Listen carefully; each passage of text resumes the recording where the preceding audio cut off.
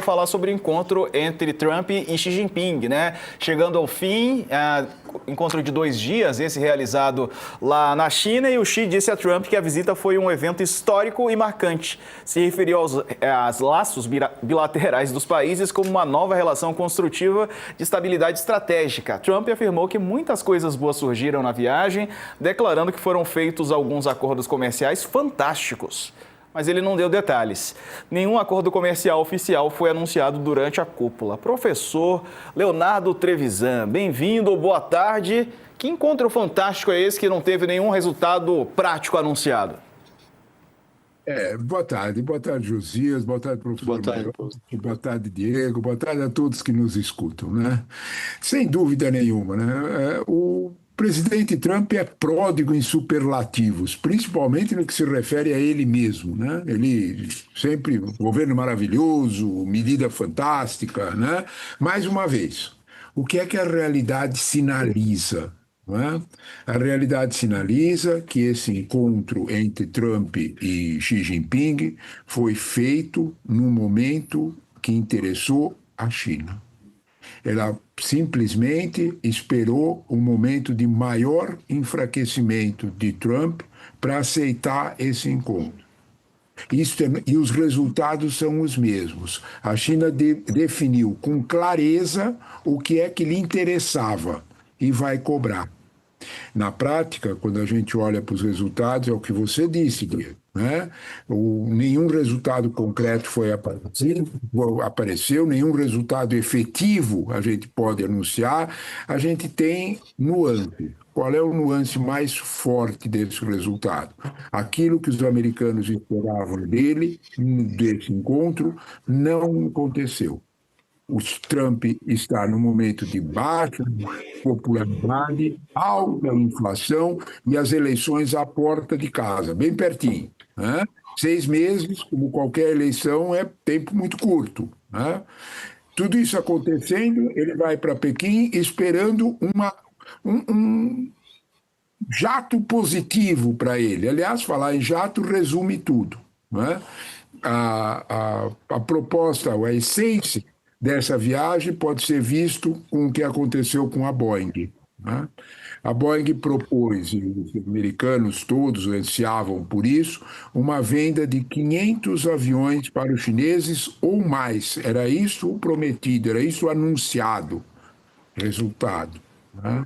Foram apenas 200 aviões vendidos, 100 a menos do que em 2017, na viagem de 2017, quando vendeu 300.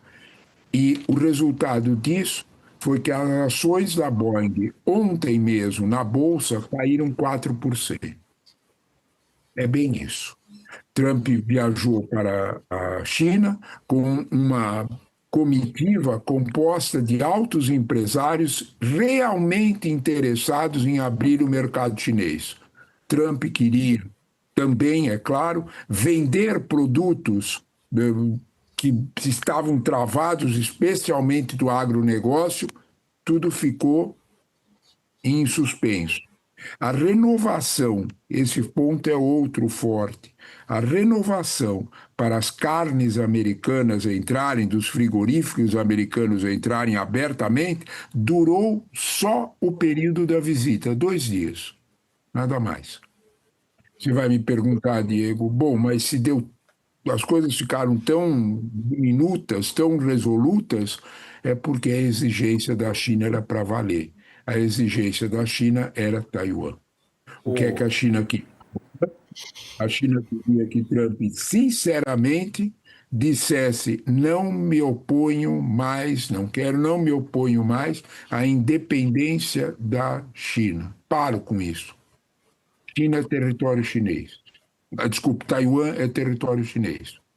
Esse fato, de alguma forma, é o resultado mais direto. A moeda de troca está bem definida. Negócios com a China só vão crescer se vocês reconhecerem o direito de Taiwan ser chinês. O Josias vai fazer uma pergunta para o professor Leonardo Trevisan em instantes, daqui a pouquinho. Só vou registrar aqui uma notícia que acaba de pintar, notícia de esporte. Dorival Júnior foi anunciado como novo técnico do São Paulo. Informação do Gabriel Sá, em uma reunião por telefone, hoje de manhã, o técnico autorizou os representantes a baixarem a pedida salarial e as partes selaram um acordo em termo digital assinado há pouco. O contrato é válido até 31 de dezembro deste ano. E conforme o UOL aqui já havia revelado, os diretores Afim e Rui Costa passaram cerca de 2 horas reunidos com Dorival Júnior na noite da última quinta-feira. Ontem, durante o encontro, Dorival aproveitou o momento para buscar um panorama mais detalhado dos bastidores do clube que ele saiu no início de 2024. O treinador demonstrou curiosidade e preocupação, principalmente em relação ao cenário político vivido pelo São Paulo nos últimos meses. Ontem houve protesto da torcida em frente ao CT do São Paulo na Barra Funda e contra o Rui Costa, um dos dirigentes do São Paulo, e o técnico Dorival Júnior vem para substituir Roger Machado, que foi demitido do comando do Tricolor Paulista depois da eliminação do time na Copa do Brasil. Registrada a notícia, vamos voltar a falar de Estados Unidos e China, Josias? Professor, deu a impressão nessa visita que o Xi Jinping sabia muito bem o que queria e o Trump estava buscando ali uma boia e não obteve essa boia. Xi Jinping reforçou a posição dele em relação a Taiwan. E tem um trecho do pronunciamento, logo na primeira fala ali da visita, o Xi Jinping fez um comentário que ele vem fazendo há muito tempo, né, sobre a transferência de eixo do Ocidente para o Oriente. Uma referência que ele costuma fazer sobre a transformação. Está havendo mesmo uma transformação do centro de gravidade político-econômico mundial, né? E ele sabia muito bem o que queria ali. O Trump aparentemente não obteve o que desejava, né? Pode-se dizer que o Trump saiu dessa visita menor, que ele volta para os Estados Unidos sem nenhum trunfo a exibir? Esse ponto é exato, José. A expressão é essa mesmo. Trump voltou menor. Trump está enfraquecido e o que ele queria de um cenário internacional para fortalecê-lo, mais uma vez foi negado. Ele vem colhendo esses problemas há bastante tempo. Lembra do Conselho de Paz de Gaza? Cadê a paz em Gaza? Né? Israel está proibida de bombardear o Líbano. Dia sim, o outro também, Israel bombardeia o Líbano. A guerra da Ucrânia, né? Ontem ocorreu um ataque a Kiev, né? Com 11 mortos. Né? Então, é evidente que não há nada no cenário internacional típico de eleição americana para fortalecê-lo. Ele imaginou uma viagem à China, alardeando uma amizade pessoal com Xi Jinping, que os fatos negaram. O que ele saiu de lá foi Xi Jinping lembrando a ele que precisava de estabilidade estratégica. É exatamente o que ele lembrou. Xi Jinping usou essa viagem de Trump para dar um recado ao mundo. É esse recado que você comentou. Desde o começo deste século, diferentes analistas internacionais dizem o mesmo, né? E isso está se consolidando cada vez mais. O século XXI é um século asiático. O século XIX foi um século inglês, Josias. O século XX foi um século americano. O século XXI é um século asiático. A China não alardeia que ela será o século será chinês, mas ela é a grande economia, ela é o pivô de tudo isso, ela é a locomotiva do mundo asiático. Observe o sucesso que faz Xangai, o porto peruano aqui na América Latina, de olhar na Ásia. Basta isso para a gente entender. Basta olhar o que Canadá, o que México, o que a Europa olha para o mundo chinês, para o mundo asiático. Trump tentou fazer uma virada nisso, Trump tentou fazer uma rocada nisso. Não deu certo, porque, de fato, os chineses perceberam e estabeleceram um preço alto. É bastante provável que até setembro esse preço seja alcançado. E o preço tem nome, chama Taiwan. Né? Então, de alguma forma, Xi Jinping quer solidificar os anos de poder com essa reconquista, que foi uma perda da Segunda Guerra Mundial, do século passado. Né? Ele quer rearranjar isso. Né? Isso para Trump tem muito custo, principalmente com a indústria armamentista. Taiwan é um excelente freguês. Comprou 11 bilhões em armas em novembro passado e que comprar mais 14 agora. Essa segunda compra, o Trump deu um jeitinho de não avisar o Congresso. Sem avisar o Congresso, ele não pode fazer a venda. Ele está, de alguma forma, tentando agradar Xi Jinping. Xi Jinping subiu o preço, subiu a barra. Ele não quer só que Trump não forneça armas para Taiwan. Ele quer uma declaração de que Taiwan é território chinês. Bom, professor, e o Brasil, né? Como é que se posiciona nisso tudo, né? Pode ser benéfico? Em que sentido? O Brasil está bem posicionado, tendo em vista essa relação de momento entre Estados Unidos e China?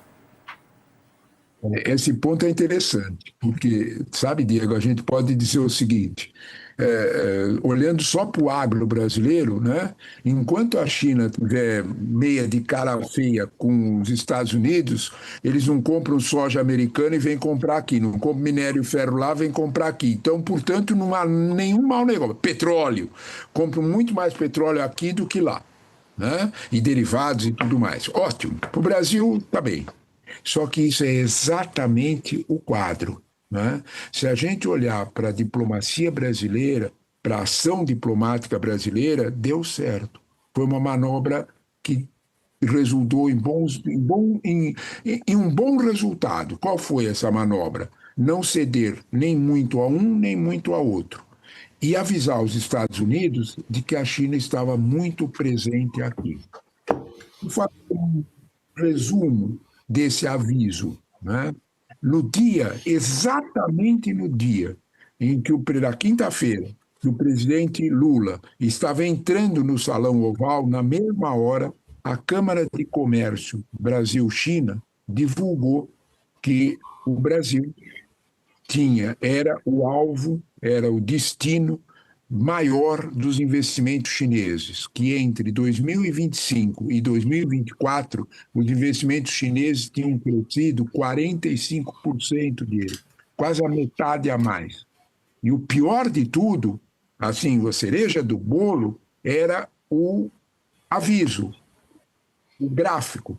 O Brasil é dono é o destino maior de investimentos chineses.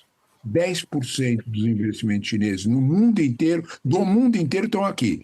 O segundo lugar, Estados Unidos, com 6%. Olha o tamanho da economia brasileira, olha o tamanho da economia americana.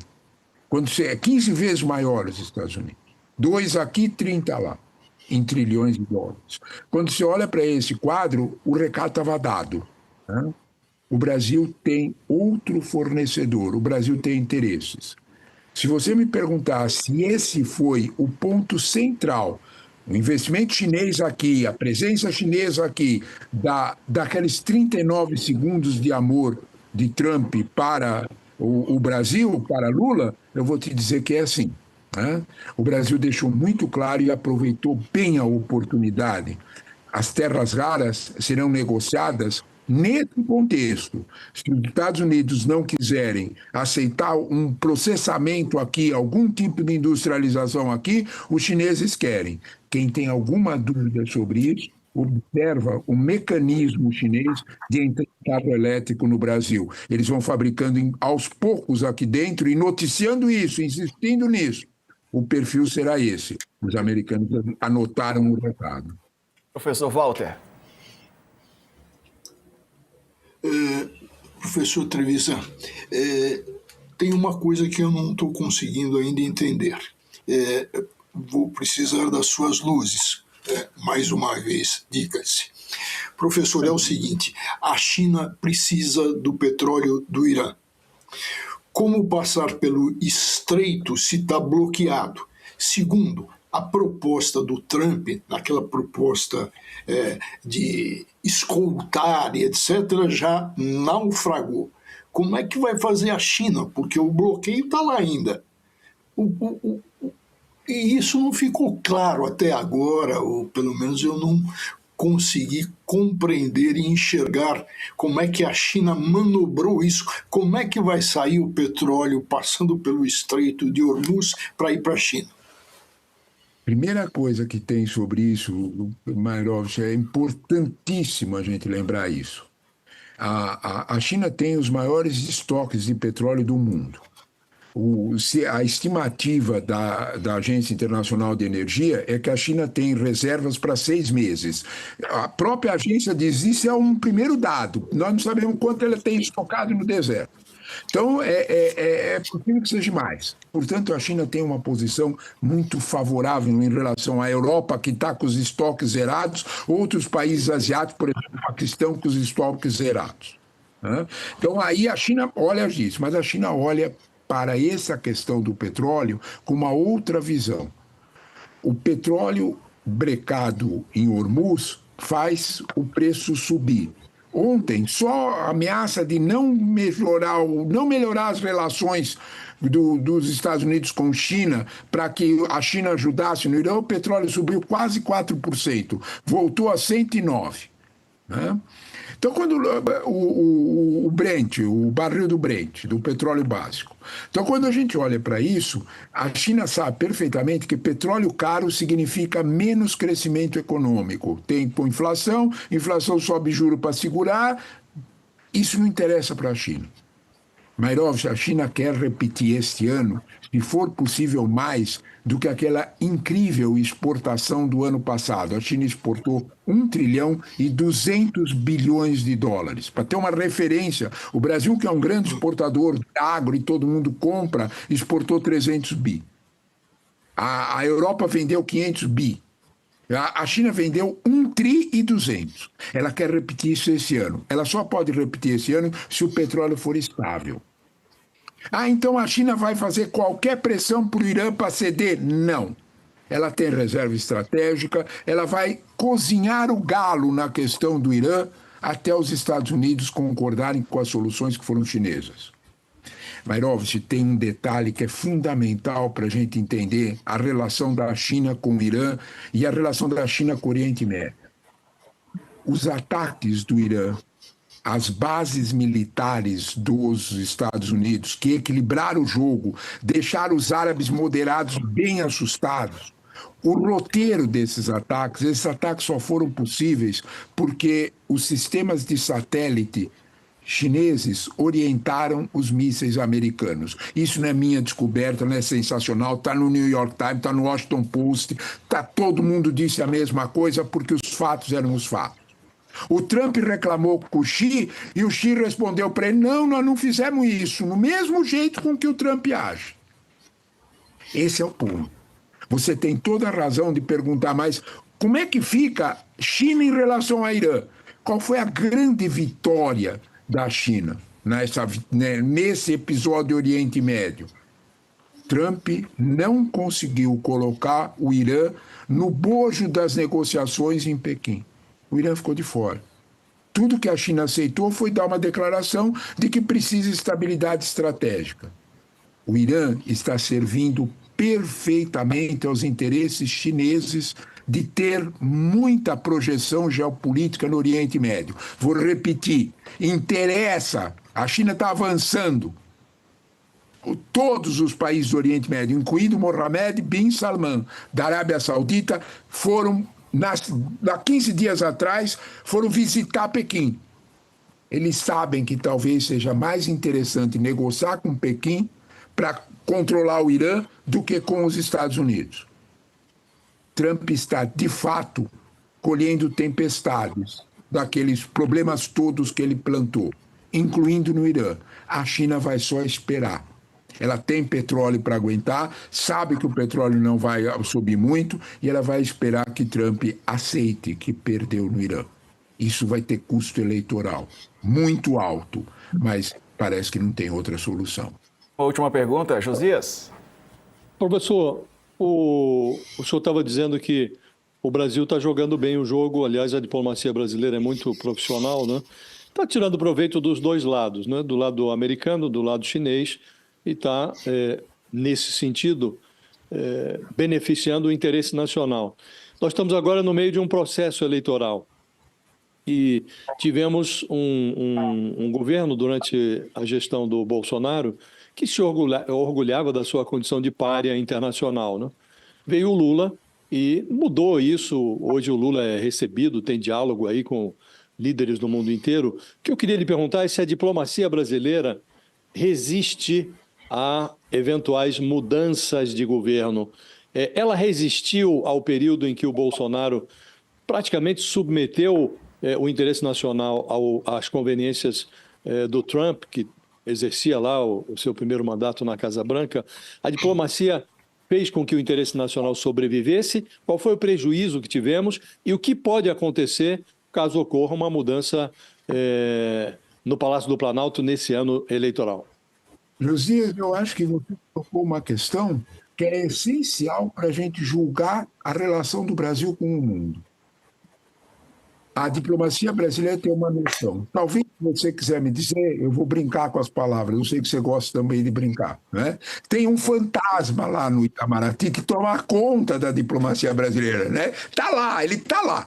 Ele puxa as orelhas, ele pega os novos e forma, né? O Barão do Rio Branco parece que não morreu, ele tá lá, né? Porque quando você olha no contexto, a diplomacia brasileira tem um norte em qualquer período. A diplomacia brasileira fez, claro que era Getúlio e tudo mais, arrancou a Vale do Rio Doce, arrancou uma siderúrgica aqui, quando ninguém pensava nisso, ameaçando ir para o lado alemão, para do lado do Reich.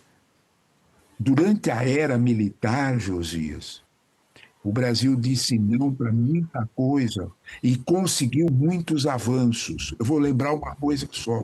Nós não temos a relação privilegiada que temos com os chineses de graça. Me fez a cachola funcionar, José. 1975, o Brasil reconheceu a China na frente de todo mundo. Tem um diplomata que deveria ter uma estatuinha aí. Todo o agronegócio brasileiro, toda a fazenda deveria ter uma estatuinha do Ítalo Zappa. Né? Porque foi ele que abriu a China, visão muito grande de tudo mais. Claro, por causa da ida do Kissinger em 72 para lá, ele percebeu e jogou. Durante a ditadura militar, nós não tivemos nenhum problema com isso. Durante a era Ernesto Araújo, que você perguntou, o Itamaraty agiu com profundo, absoluto profissionalismo, até mesmo para jogar parado. Lembra como é que era a coisa com o Ernesto Araújo? O Itamaraty não deixava as coisas andar. Quando ele fazia essas situações de eu quero ser um par internacional, nós nos orgulhamos disso, aquela ideia concreta de que é bom para os Estados Unidos, é bom para o Brasil, o Itamaraty segurou o jogo. De alguma forma, e veja bem, né, quando o presidente Bolsonaro fazia declarações enfáticas pró-Estados Unidos, criticando a China, no dia seguinte, a ministra Tereza Cristina, acompanhada do staff da diplomacia brasileira, visitava Pequim para dizer não é bem assim. O jogo de cuidar dos interesses nacionais, quando algum presidente está olhando muito para um lado só, o Itamaraty sabe fazer. E é política de Estado. Eu acho que o Itamaraty talvez tenha uma das burocracias brasileiras mais competentes. Eu ousaria dizer que o Itamaraty só perde para o Banco Central. Ousaria. Eu não estou falando desse presidente do Banco Central ou daquele, estou falando da burocracia. Estou falando da competência para gerir sistema financeiro nacional. Isso é indiscutível no Banco Central. Competência para gerir a nossa colocação internacional, a projeção dos nossos interesses, a diplomacia, o corpo diplomático do Itamaraty reage de uma forma muito interessante. A pergunta é ótima. Quando oscila o inquilino, quando o inquilino do Palácio Planalto troca, mais ainda o fantasma do Rio Branco opera. É isso que eu quero dizer. E eu acho que, de alguma forma, isso está muito presente, graças a Deus que isso é desse jeito. porque essas duas situações, essas duas burocracias são necessárias. Pense um sistema financeiro oco, vazio. Pense um sistema de relações internacionais oscilante, vazio, perigoso. Isso o Brasil não tem. Nós temos que ter um pouquinho de uma visão, e eu acho muito interessante a tua pergunta, porque permite pensar desse jeito. Aquele sistema, aquela ideia de vira-lata, aquela síndrome de vira-lata, aquele complexo de vira-lata, não pega nessas duas burocracias. E principalmente na do Itamaraty. Muito melhor para nós. Conosco também, um abraço, viu? Leonardo Trevisan, até uma próxima, bom fim de semana. Obrigado, professor. Eu agradeço a conversa de vocês. A conversa com o Josias me fez a cachola voltar Você até vê como é que é? Muito bom. Por isso que é bom trocar ideia. Obrigado, professor. Valeu. Ó, gente, depois do intervalo, uma nova declaração do Flávio Bolsonaro. Ele disse que não precisa explicar nada para ninguém. Pois é, o Flávio que teve áudios revelados pelo Intercept, conversas com o ex-banqueiro Daniel Vorcaro. Até já. Daqui a pouquinho. Enquanto isso, Josias, e esse encontro Trump-Xi Jinping, né, e o que o Brasil pode lucrar com essa relação entre os dois países? Acho que o Brasil está fazendo o jogo correto, Diego. Isso ficou muito nítido na visita que o Lula fez ao Trump na Casa Branca. E há um trecho dessa visita em que os Estados Unidos tratam a China como um grande espantalho, a relação da China com os países do continente.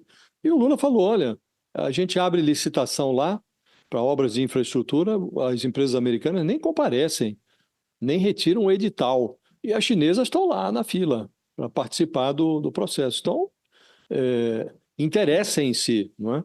E o Lula, num outro trecho da reunião, ele disse ao Trump que o Brasil está agora já foi aprovado na Câmara, foi ao Senado, uma regulamentação da exploração das chamadas terras raras, os minerais críticos. E ele falou, vamos negociar com quem nos oferecer as melhores condições. A Alemanha, Inglaterra, França, Estados Unidos, China. Então, acho que o Brasil está jogando o jogo que deve jogar. Realmente não há amigos em termos de Estado, há interesses, não é? Estados têm interesses, não têm amigos. E no que diz respeito ao encontro entre o Trump e o Xi Jinping, ficou realmente a impressão de que o Trump foi à China em busca de uma boia. E ele abraçou o Xi Jinping ali, imaginando que fosse um tronco, mas era um jacaré. E o Xi Jinping obteve tudo o que queria, deu lá o seu recado em relação a Taiwan, que os Estados Unidos estão armando, insinuou que se os Estados Unidos se comporta de uma maneira que a China considere inadequada em Taiwan, isso pode resultar em problemas e que não seria conveniente. E ele fez um discurso muito sensato, que interessaria mais às duas maiores potências, e hoje a China fala de igual para igual, ficou muito claro durante o tarifaço do Trump, conviria a essas duas potências trabalharem em harmonia. E deu lá o seu recado. Insinuou mesmo, claramente, que o eixo econômico, político, está migrando do Ocidente para o Oriente. Então, a China se afirmou, expôs muito claramente o seu interesse em relação a Taiwan e prevaleceu na conversa a impressão de que a encrenca do Irã não se resolverá senão pela negociação. Então, o Trump saiu de lá, Diego, menor do que entrou.